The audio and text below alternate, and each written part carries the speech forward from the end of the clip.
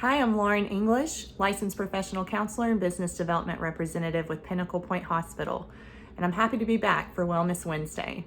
Today we're going to be talking about a topic that we don't talk about nearly enough, and that's suicide, warning signs, and prevention.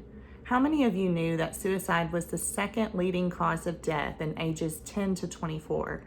This is a startling statistic, and a lot of times parents and adults that work with kids may not always know what signs to look for. So I'm going to walk you through some of those right now. People who talk about suicide are 30 times more likely to complete it.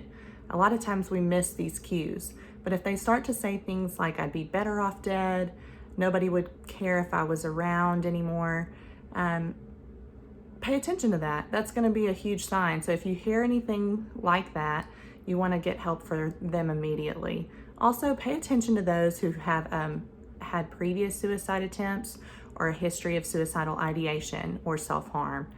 If they have an increased sense of hopelessness, they're withdrawing from friends and family and the community, if they have increased risk-taking behaviors, or maybe they're giving away personal possessions, if they're having significant changes in mood, all of these are signs we want to watch for. And this is not an all-inclusive list, so if you see any of these signs, you definitely want to seek help for this person. And then adults also, if they notice any of these signs, ways that they can help prevent the person from actually completing suicide is to express their concern. A lot of times we worry that if we talk about it, it's going to make them more likely to complete suicide. But the truth is that if we say something, this can be actually the very thing that saves them. And they're going to feel more likely open to talking about it because they can sense your care and your concern. And then really listen when they do open up. Make sure that you're asking them, tell me how you're feeling, tell me how I can help you, and really listening to what they say.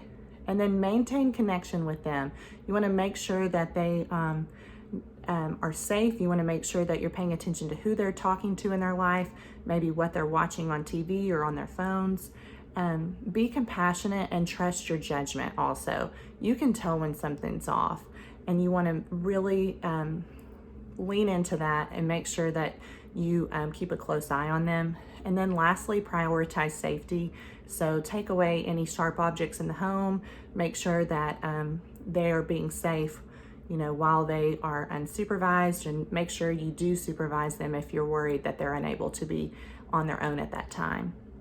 And lastly, if you worry that someone in your life is facing or contemplating suicide, please contact us at Pinnacle Pointe Hospital. We'd be happy to do a free assessment by phone 24/7 at 1-800-880-3322. And we have licensed professionals that are ready to help you and have a lot of experience in working with those that are contemplating suicide. So we hope that these tips have been helpful for you today, and we would love to help you in the future if you ever face this. Thanks so much.